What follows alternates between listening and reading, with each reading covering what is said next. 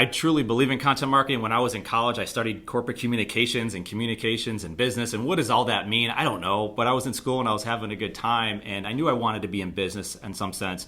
Taking it back even further, my mom's an artist, and she paints, canvas. And I always was amazed that you could take this blank piece of canvas and you could turn it into something, whatever you wanted to turn it into. And that's an artist, no matter how experienced or good, or if you're a young person just, doing thumb painting for that matter. So I just was always amazed that an artist can take something from scratch and build it into something.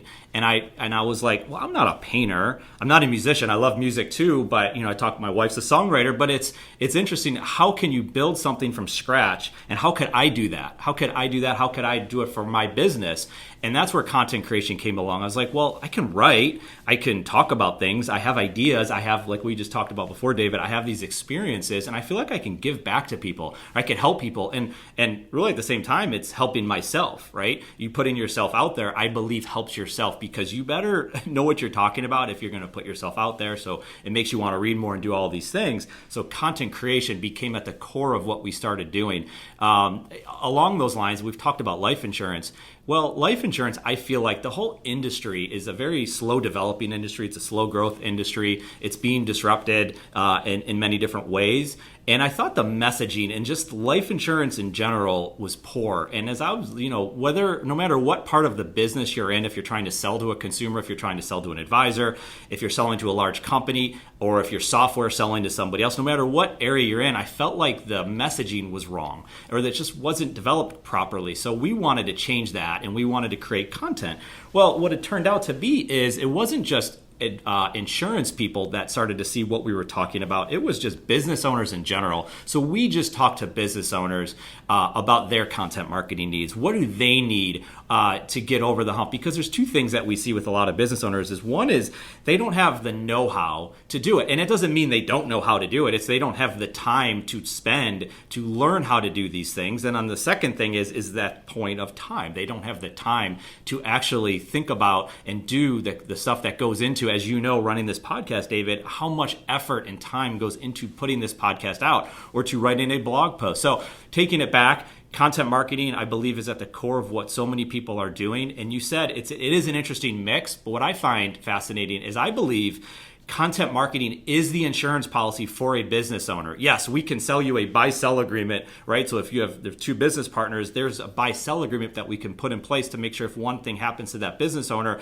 that company's protected. But we also know that there's other disruptions that exist in the world today, whether it's government, competitors, just a change in the marketplace. Who knows? If software, robots, there's all different things that are being developed that I believe if you can create an audience, if you can develop your message, that if there are changes, that really won't impact you, because you are going to be you're going to able to pivot from whatever it is you're doing, because you've built this audience. You are now considered possibly a thought leader. You have ideas that other people don't have. And I think, David, and I hope you agree, like that ideas are what matters so much. Now, you need to be able to execute on those ideas, but you can't execute on something unless you have that idea.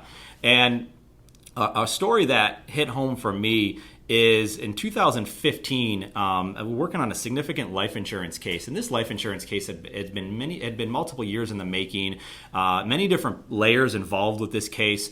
And as it turns out, the client decided to proceed forward with this life insurance case, and at the very last second, against the counsel of all of his side, not even our side, of his side of the equation, decided to back out of the deal at the very last second.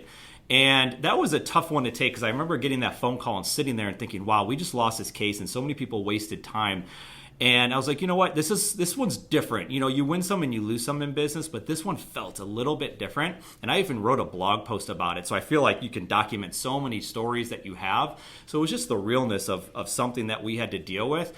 But I was giving advice to people to not be disrupted, to create content, to tell your story. And I was going to make sure that situation was going to be me following my own advice. And that's when we doubled down on the content development, the content marketing business, if you will, and have grown it significantly since then, because I realized there was someone making a decision, and we were talking about this before, that I had zero control over.